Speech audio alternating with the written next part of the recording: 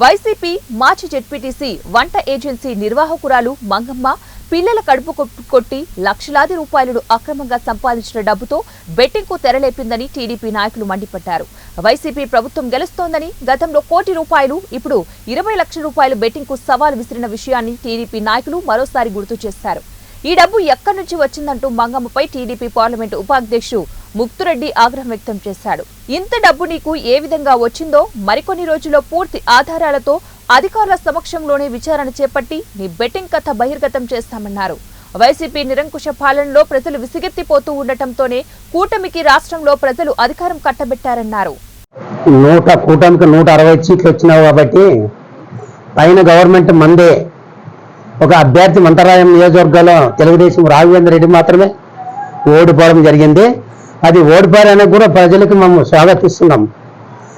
మరి మా తప్పులో చేసిన తప్పుల వల్ల ఓడిపోయినామా, లేదంటే అవతల వాళ్ళు ఎవరైనా గిట్టని వాళ్ళు ఏదైనా లోపారి ఒప్పందాలు కూడా నల్లి మాకు కనపడుతుంది. అంటే గిట్టని వాళ్ళు మా పార్టీలో ఉండే నిన్నే కొంతమంది బోకర్తనం చేసి ఈరోజు గెలిచిన తర్వాత జెండాలు పట్టుకొని తిరుగుతారు.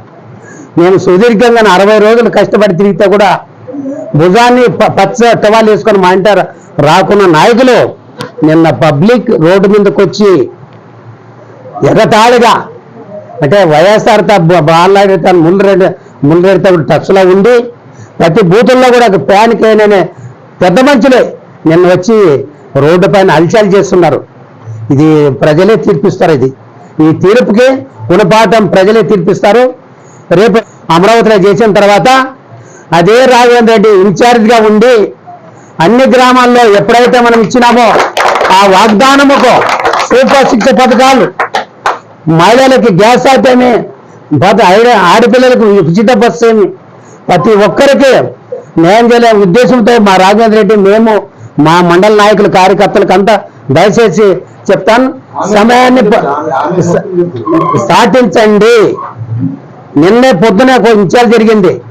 వైఎస్ఆర్లో వచ్చి ఒకడు బోకారోడు మనలో వచ్చి వైఎస్ఆర్ బాలరెడ్డి అని అనడము, చిన్న గలాట్లు లేపునికి వస్తారు. 160 సీట్లు ఆడా, ఒక్క సీటు బాలరెడ్డి ఆడా అని కూడా మేము సమూహంగా మనం చేస్తున్నాం. ప్రజలకి అందుబాటులో ఉంటూ అభివృద్ధి పరంగా పనిచేయడానికే మేము ఉంటాం తప్ప గలాట్లు పెట్టేయడానికి కానీ రక్ష పెట్టేయడానికి ఉద్యమించాలి కానీ మాకు ఎలాంటి లేదు. నిన్న ఉదాహరణ పెదవంపలకు సాక్షి, ఇంకా ఏమి లేదు, ఎక్కలేదు. ఒక ఎమ్మెల్యే గెలిస్తేనే మా బాలరెడ్డి మంత్రాలయంలో 15 ఏళ్ళు వారు గుణపాఠం చెప్పినారు. అదే మరి నిన్న 160 సీట్లు కూటమి తెచ్చుకుంది కదా. మేము ఎవరిని ఎక్కడ దాడులు చేయలేదు, ఎక్కడ బాణం కూడా కొట్ల శిరస వహించి ఎలక్షన్ కమిషన్కి విద్యుత్తో పాటు వాళ్ళకి అనుగుణంగా నడుచుకుంటూ, డిపార్ట్మెంట్కి అనుగుణంగా నడుచుకుంటూ, పత్రికల విలేకరులకు కూడా మొక్కి చెప్తాం. దయచేసి మాలా రాగద్వేషాలు కూడా మా వద్ద లేవు, అందరినీ కలుపుకుపోతామని కూడా సమూహంగా మనవి చేస్తూ, మా కార్యకర్తలకైతే 4 మండలాల్లో చేసిన కార్యకర్తలు ప్రతి ఒక్కరికి శిరస వహించి నమస్కారం చేసుకుంటాం. మా ఊళ్ళో పెట్రోలు డీజిల్ బొగ్గన పురుగులు పని చేసి కూడా పనిచేసిన వ్యక్తులు ఈరోజు మాకు డబ్బుకి అమ్ముడపోలేదు.